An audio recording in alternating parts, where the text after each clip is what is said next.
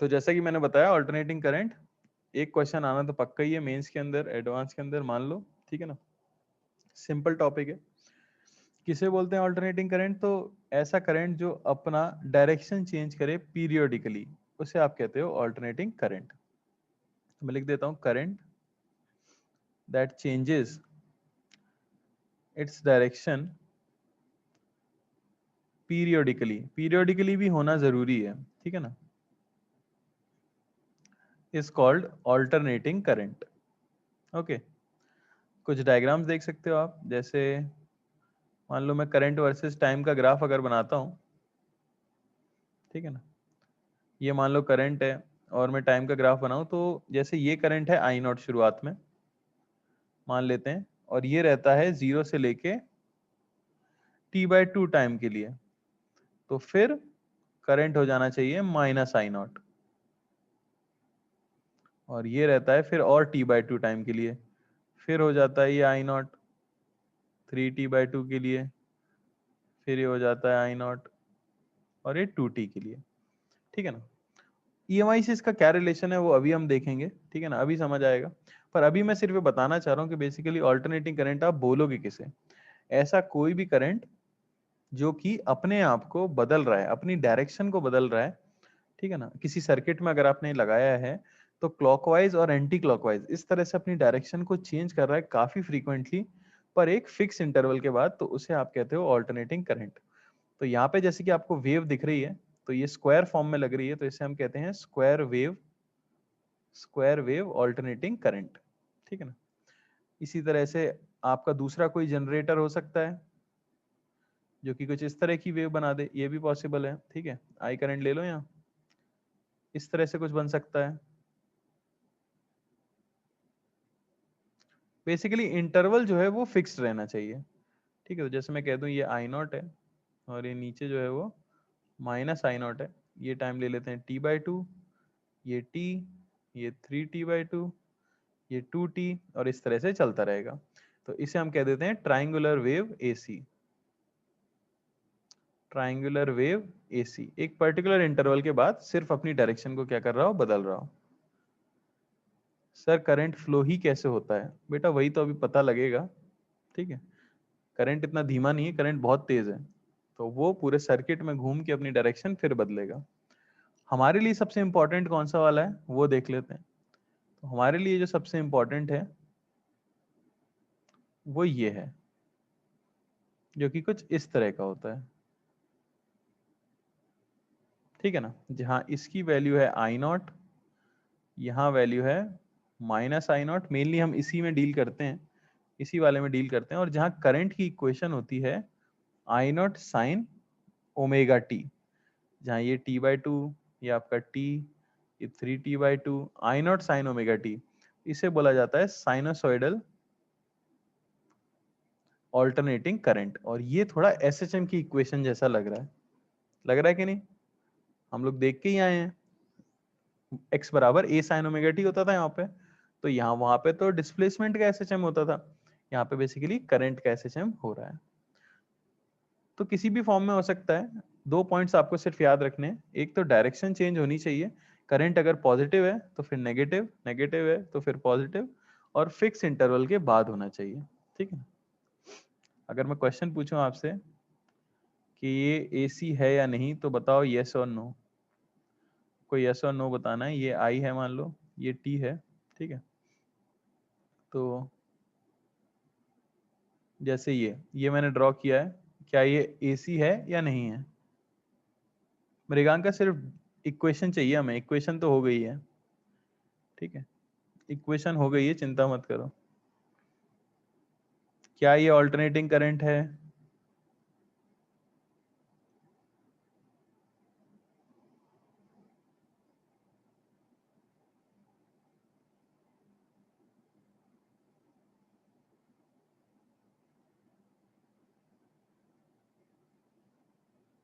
बताओ भाई, क्या ये ऑल्टरनेटिंग करंट है? पहला वाला, दूसरा वाला, क्या ये ऑल्टरनेटिंग करंट है?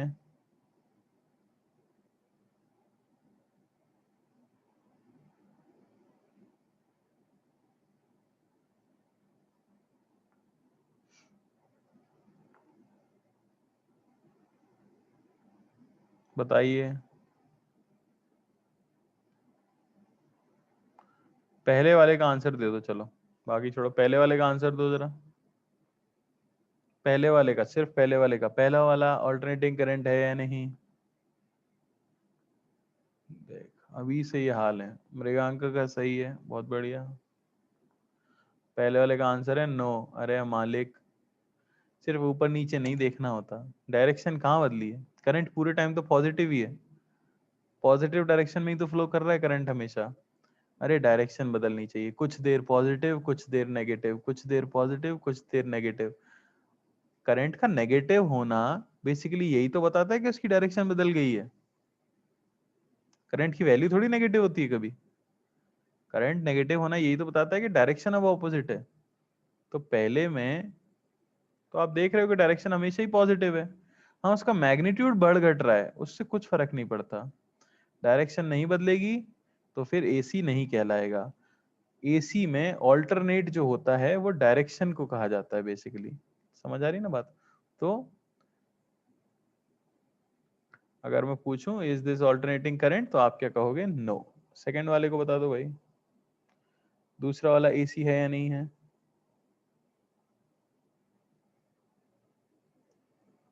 दूसरा वाला, तो दूसरा वाला भी एसी नहीं है। ऑल्दो डायरेक्शन तो बदल रही है, कुछ देर पॉजिटिव है कुछ देर नेगेटिव, लेकिन फिक्स्ड इंटरवल नहीं है। पहले टी में फिर 2t में। तो क्योंकि इंटरवल फिक्स नहीं है इसलिए ये भी एसी नहीं है। तो अपन को क्लियर कट रहना है कि ऑल्टरनेटिंग करंट कहते किसे हैं। किसी को कोई डाउट, बोलो भाई।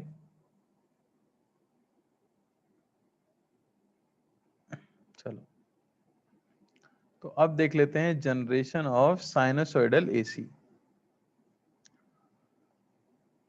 ये मैंने कराया था आपको ईएमआई में, एक क्वेश्चन कराया था, और मैंने कहा था कि इसी से एसी जनरेट होता है, और ये हम उस चैप्टर में पढ़ेंगे। मुझे उम्मीद है किसी को याद नहीं होगा, ठीक है ना। तो उसके लिए हमने किया था कि एक रीजन में मान लो मैग्नेटिक फील्ड है। क्या बात है अभिनवा, चलो एक को तो याद है। और यहाँ पे हमारे पास एक रिंग है अगर, और मैं इस एक्सिस के अबाउट इसे ओमेगा से घुमाने लग जाऊं, ठीक है ना। रिंग का एरिया अगर हम ए ले लेते हैं, तो जो फ्लक्स आया था हमारे पास, वो फ्लक्स की वैल्यू आई थी, ये अगर मैग्नेटिक फील्ड बी है तो बी ए कॉस ओमेगा टी, ये आई थी हमारे पास किसकी वैल्यू, फ्लक्स की वैल्यू। तो ईएमएफ अगर मैं आपसे बोलूं, तो ईएमएफ का मैग्नीट्यूड अगर मैं निकालूं d phi by d t, तो वो आपको मिलता कितना, B A omega sine omega t. तो इसी ईएमएफ को कह देते हैं हम basically E naught sine omega t. तो इस तरह से ऑल्टरनेटिंग ईएमएफ जनरेट होता है। और अगर अब मैं बोल दूं कि आपका रेजिस्टेंस आर है, रेजिस्टेंस रिंग का आर है, तो मैं कह सकता हूं कि ई बाय आर ये हो जाएगा E naught by R sine omega t, या मुझे मिल जाएगा आई बराबर I naught sine omega t. और इसी को आप क्या कहते हो, साइनसोइडल ऑल्टरनेटिंग करंट, है कि नहीं। थोड़ा बहुत याद आया क्या। ईएमआई के अंदर हमने किया था, ये क्वेश्चन किया था मैंने आपसे, यही वैल्यू कैलकुलेट करवाई थी इंड्यूस्ड ईएमएफ की as a function of time, ठीक है। तो ये आ जाता है हमारे पास करंट। बस इसी को हमें मेनली स्टडी करना है, ठीक है ना। यहाँ अगर सिंबल की बात करें, तो अभी तक आपने बैटरी के दो सिंबल देखे। एक सिंबल आपने ये देखा है बैटरी का, तो ये होता है डीसी वोल्टेज, ठीक है ना। डीसी यानी कि डायरेक्ट करंट, ठीक है। और यहां अगर हम देखें, तो यहां सिंबल होता है भाई कुछ इस तरह से, ठीक है ना। और इसे कहते हैं एसी वोल्टेज। इसे हम कहते हैं क्या, एसी वोल्टेज। सिंबल जरूर याद रखना, ठीक है। इससे क्या होगा, आपका ईएमएफ साइनसॉइडली वेरी करेगा, जिसकी वजह से आपका करंट जो है वो साइनसॉइडली वेरी करेगा। सिंबल याद है। इसमें हम प्लस और माइनस बना के नहीं देते, ठीक है ना। क्योंकि आपको पता है कि प्लस साइड से हमेशा करंट निकलता है, पर एसी का जब भी आप सिंबल देखोगे तो उस पर प्लस और माइनस फिक्स नहीं होगा। क्यों? क्योंकि एक इंस्टेंट पे लेफ्ट साइड अगर प्लस है तो राइट साइड नेगेटिव होगा, लेकिन अगले ही इंस्टेंट पे राइट साइड प्लस होगा और लेफ्ट साइड नेगेटिव होगा, क्योंकि डायरेक्शन ऑफ करंट तो ऐसे ही बदल सकती है ना, कभी लेफ्ट से करंट बाहर जाएगा, कभी राइट से करंट बाहर जाएगा। ठीक। अब कुछ वैल्यूज हैं जो हमें याद रखनी होंगी। करंट क्योंकि फंक्शन ऑफ टाइम हमें मिल चुका है, तो पहली वैल्यू आ जाती है average value of alternating current. अब ये पुरानी चीज है, ये अपन थर्मोडायनेमिक्स में कर चुके हैं। किसी भी फंक्शन का अगर एवरेज निकालना हो, मैंने बताया था वहां पे, मैथ्स में तो आपने खैर पढ़ा ही है। ठीक है, किसी भी करंट की अगर आपको एवरेज वैल्यू कैलकुलेट करनी है तो आप क्या कर सकते हो, आप फॉर्मूला यूज कर सकते हो, I average will simply be I d t upon integration d t. याद है कि नहीं है? T1 से लेके T2 तक किसी भी फंक्शन का एवरेज निकालने का फॉर्मूला हमें यही मिला था, वहां पे हमने स्पीड का एवरेज निकाला था। ठीक है ना, तो यहां मैं ये फॉर्मूला यूज कर सकता हूं।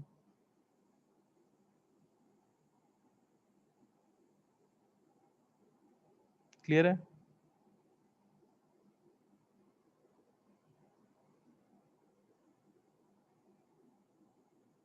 ठीक है ना।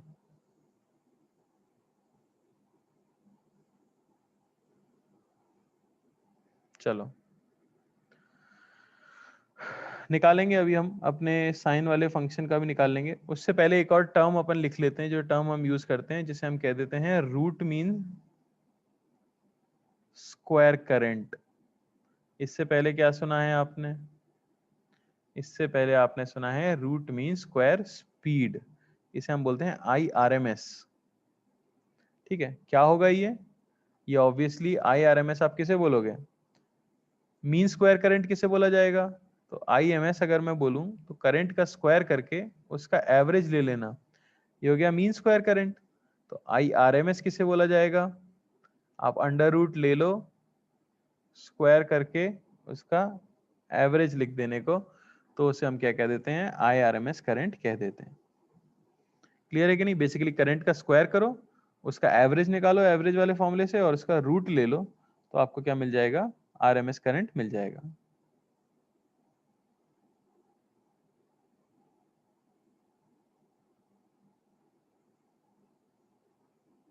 अब इसका फायदा क्या है?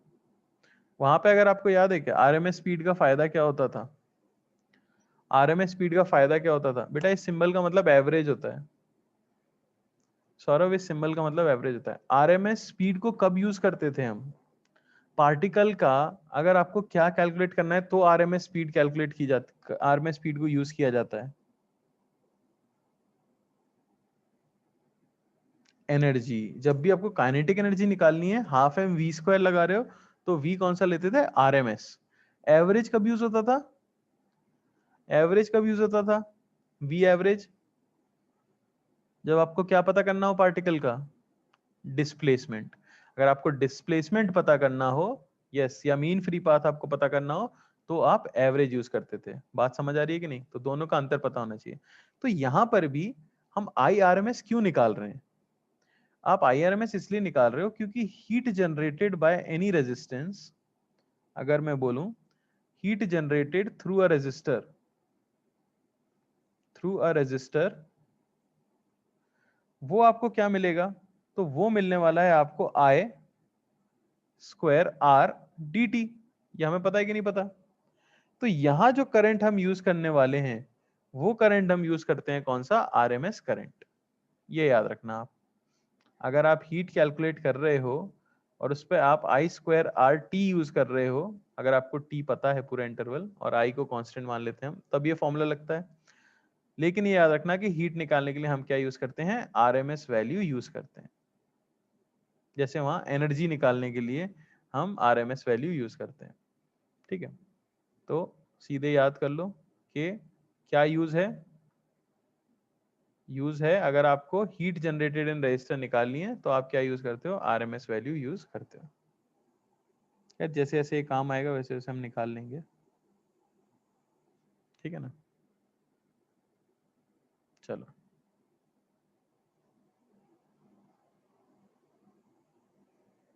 तो अब आपकी बारी है, मैंने आपको बता दिया कैसे निकाला जाता है। तो अब हम देख लेते हैं फॉर साइनसॉइडल एसी, क्योंकि यही हमारे सिलेबस में मेनली है, इसी पे ध्यान देना है। साइनसॉइडल एसी यानी कि आई आपको दिया गया है अगर आई नॉट साइन ओमेगा टी, तो आपको टाइम पीरियड भी पता होगा 2 पाई/ओमेगा, है कि नहीं। ग्राफ हमें पता होता है इसका, इस तरह से वेरी करेगा, ये आई है ये टी है। मैं जानना चाहता हूं सबसे पहले आपसे average current, average current, average current in one cycle. तो ये भी समझ लो टर्मिनोलॉजी, वन साइकिल इसे बोला जाता है, 0 से लेके टी तक, इसे एक साइकिल बोलते हैं, ठीक है ना। और हाफ साइकिल किसे बोलते हैं, हाफ, 0 से लेके t/2 तक, t/2 तक आधी साइकिल होगी तो उसे क्या बोला जाएगा, हाफ साइकिल बोला जाएगा। पहली चीज तो पूछी गई है average current in one cycle, ठीक है। और दूसरी चीज मैं आपसे पूछ रहा हूं average current, average current in one half cycle, half cycle में एवरेज वैल्यू क्या आएगी, इसकी फॉर्मूला मैं आपको बता चुका हूं, ट्राई करो फटाफट। देखो पहला वाला तो तुरंत आ जाना चाहिए, आपको पता है ना, यही आपका करंट का फंक्शन है। तो एरिया अंडर कर्व क्या देता है, चार्ज फ्लो। तो नेट एरिया अंडर कर्व कितना है, 0। तो एवरेज करंट की वैल्यू वन साइकिल में तो कितनी आने वाली है, पूरे साइकिल में तो इसकी वैल्यू कितनी आती है, 0। जितना पॉजिटिव है करंट उतना ही नेगेटिव है करंट, तो एवरेज तो 0 होना ही है, ये तो कॉमन सेंस से पता लग गया, इसमें तो फॉर्मूला लगाने की जरूरत ही नहीं है। अच्छा, हाफ साइकिल के लिए आपको फॉर्मूला लगाना पड़ेगा, आप यूज करोगे कि आई एवरेज की जो वैल्यू होगी वो हो जाएगी क्या, integration of I d t by integration d T from 0 से लेके t/2, 0 से लेके t/2। पुट कर देता हूं मैं, I naught sine omega t d t, 0 से लेके t/2, t की वैल्यू है 2 पाई/ओमेगा, t की वैल्यू है 2 पाई/ओमेगा, तो t/2 हो गया पाई/ओमेगा अपॉन डी टी, 0 से लेके पाई/ओमेगा। क्या मिला आपको, ये मिल गया आपको I naught omega by pi integration of sine omega t d t, 0 से लेके पाई/ओमेगा, है कि नहीं। सिंपल कैलकुलेशन है काफी,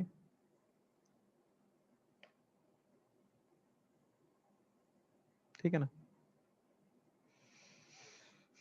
क्या मिल जाएगा हमें यहां से,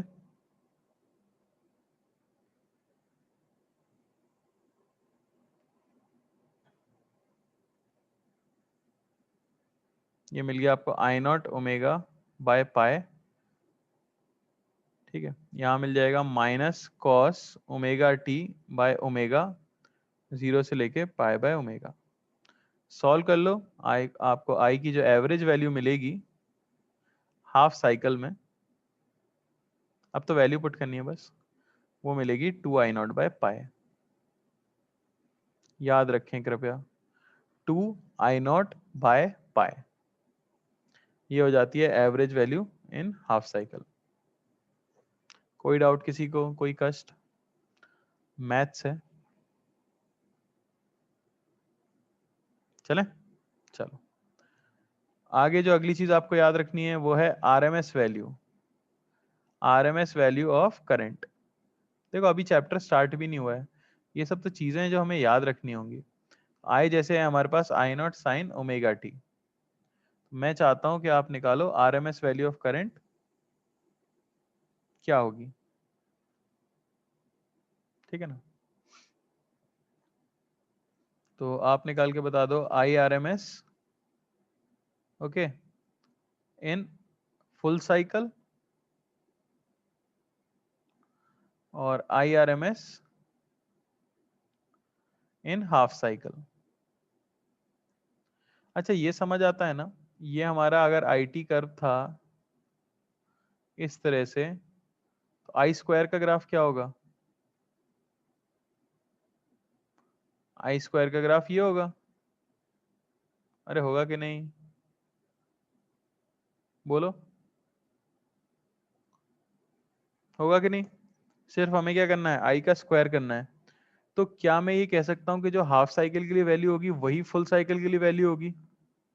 क्योंकि जैसा कर्व हाफ साइकिल में है एग्जैक्टली वैसा ही कर्व फुल साइकिल में है, सिर्फ वैल्यू ही तो डबल हो जाती है। अरे दिख रहा है ना भाई, तो हाफ साइकिल और I R M S of full cycle दोनों क्या आते हैं, सेम आते हैं। तो ये कैलकुलेट कर लो आप,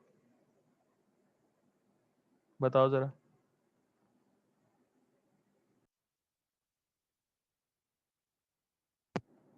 चलो देखो, तो क्या करेंगे, basically I R M S जो होगा वो under root of integration of I square d t by integration of d t होगा। तो पहले मैं रूट के अंदर वाली चीज निकाल लेता हूँ और फिर उसका रूट ले लेंगे, ठीक है।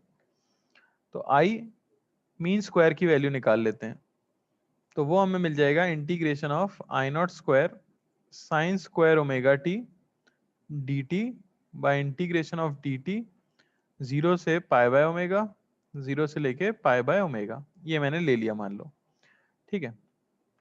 क्या मिल जाएगा हमें यहाँ से हमें इसकी वैल्यू मिल जाएगी, इसे मैं कन्वर्ट करके कॉस के टर्म्स में लिखना पड़ेगा। ये मिल जाएगा two I naught square by two pi by omega, ठीक है ना। Basically I naught square pi by omega integration of zero से लेके पाई बाय ओमेगा तक one minus cos two omega t by two into d t. Sine square theta को हमने लिख दिया one minus cos two theta by two, ठीक है। आगे सॉल्व कर लेते हैं। ये हमें मिल गया कितना, ये मिल जाएगा आपको I naught square omega by pi into t by two minus sine two omega t by four omega, zero से लेके पाई बाय ओमेगा तक। वैल्यूज पुट करोगे, वैल्यू आपको मिलेगी I naught square by two. ये मिला है आपको I mean speed, mean square speed, mean square current. So I R M S की वैल्यू क्या होगी, वो होगी under root of I mean square current, यानी under root of I naught square by two, यानी आपको आई आर एम एस कितना मिल गया, I naught by root two. ये भी रिजल्ट है जो आपको याद रखना है, ये तो बहुत ज्यादा इंपॉर्टेंट है।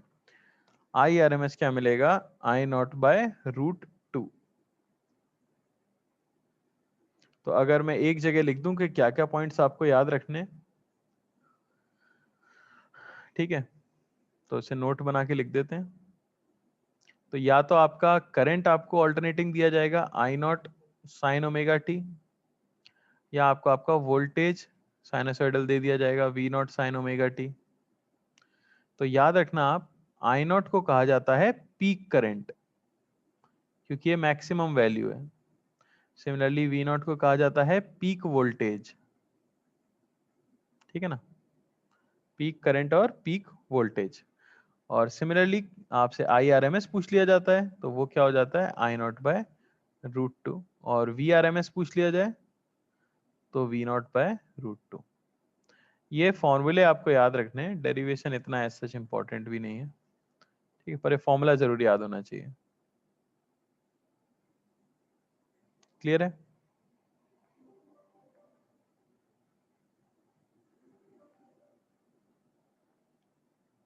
चलो एक क्वेश्चन करके बताओ जरा।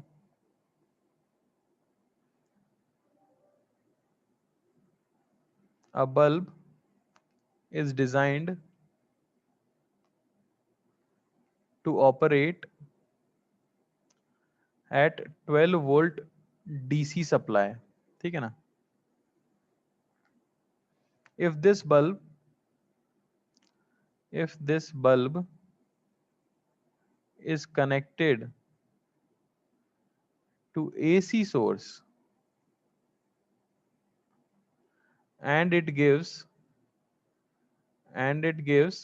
same brightness,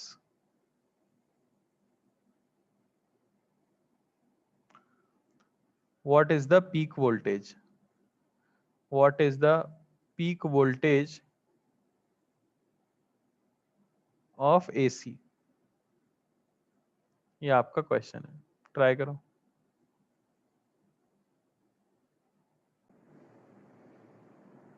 ठीक है, तो एक चीज बस आप याद रखो, क्या कि किसी भी एसी के लिए इफेक्टिव वोल्टेज हम किसे बताते हैं, इफेक्टिव वोल्टेज कहलाता है आपका आरएमएस वोल्टेज।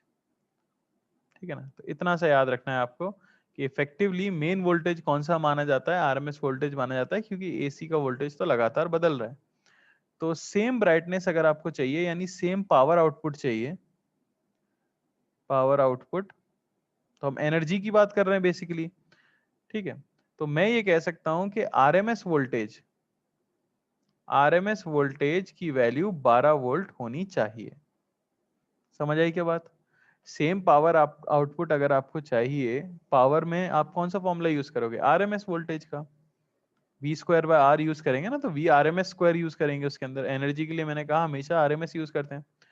तो आरएमएस वोल्टेज होना चाहिए 12 वोल्ट। अब आरएमएस क्या होगा, ये होगा पीक वोल्टेज बाय √2, ये होना चाहिए 12, तो पीक वोल्टेज आपको क्या मिला, 12 √2 वोल्ट। बात समझ आई क्या? किसी भी पावर या एनर्जी की कैलकुलेशन के समय याद रखो आप क्या यूज करते हो, आरएमएस वैल्यू ही यूज करते हो। ठीक है, कोई दिक्कत? बोलो।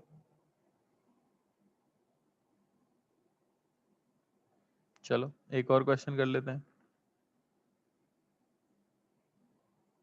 ठीक है, तो a DC current, a DC, DC मतलब डायरेक्ट करंट ही हो गया, of 2 ampere and AC off peak value 2 ampere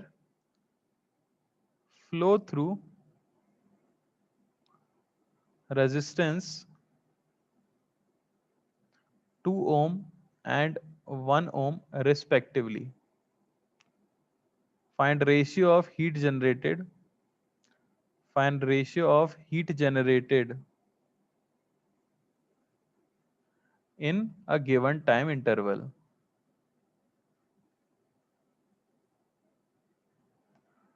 ठीक है ना, तो बेसिकली आपको heat generated in DC by heat generated in AC के केस में इसका रेशियो बताना है।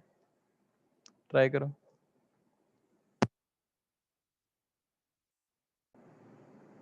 चलो देख लेते हैं भाई, बड़ा ही साधारण सा है। हीट इन डीसी तो क्या हो जाएगी, मान लो टी टाइम में, तो simply formula I square R T, DC का 2 है, स्क्वायर रेजिस्टेंस भी 2 है, और इनटू टाइम इंटरवल टी मान लेता हूं मैं। ये हो गई फर्स्ट इक्वेशन। और एसी के केस में हम यूज करते हैं I R M S square R T. तो अब आई आर एम एस हमें निकालना पड़ेगा। आई आर एम एस क्या हो जाएगा, हो जाएगा आई नॉट बाय √2।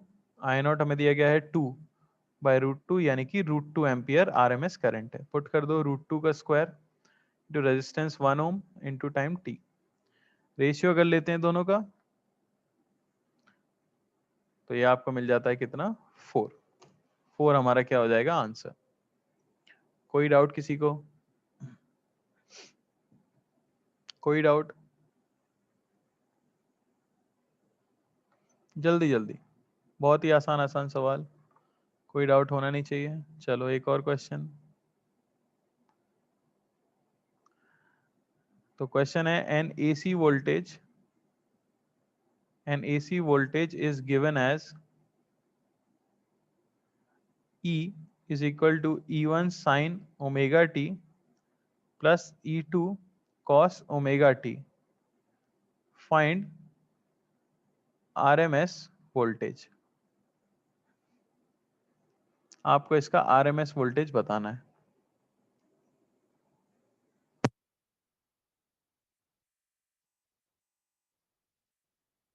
चलो भाई देखो कैसे होगा। तो फेजर डायग्राम हम सीधे सीधे बना सकते हैं। तो E बेसिकली लिखा हुआ है E1 साइन ओमेगा टी, जैसे दो वेव्स का सुपरपोजिशन पड़ा था, E2 sign omega t plus pi by 2, ऐसा कह सकता हूं मैं। तो E1 बन जाएगा यहाँ, इसका फेज कम है और E2 का फेज π/2 आगे है। तो E नेट जो आएगा वो आपका इस तरह से आ जाएगा कुछ, है कि नहीं। ये कुछ एंगल आ जाएगा फाई, हमें उससे मतलब नहीं है। ये आ जाएगा √E1 square plus E2 square, है कि नहीं। तो E नेट की इक्वेशन में क्या लिख सकता हूँ, E नेट की इक्वेशन हो जाएगी √E1 square plus E2 square sine omega t plus phi. मैं फाई निकाल नहीं रहा हूँ क्योंकि गंदा सा आता है, हमें तो इससे मतलब था। नेट इक्वेशन में ये है आपका पीक वोल्टेज, अरे है कि नहीं, ये है आपका पीक वोल्टेज। तो ERMS क्या आ जाएगा आपके पास, ये आ जाएगा E0/√2 यानी √E1 square plus E2 square by √2 यानी √E1 square plus E2 square by 2। अरे कर चुके हैं वेव के अंदर रिजल्टेंट वेव की इक्वेशन निकालने का तरीका, बोलो है कि नहीं।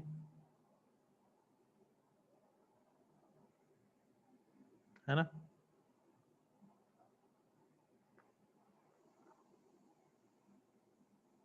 ठीक है, चलो एक फाइनल क्वेश्चन कर लेते हैं आज के लिए।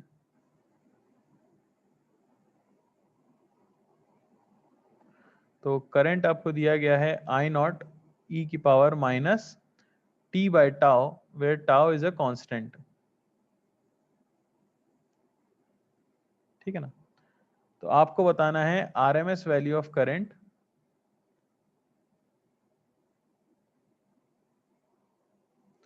From t is equal to 0 to t is equal to tau।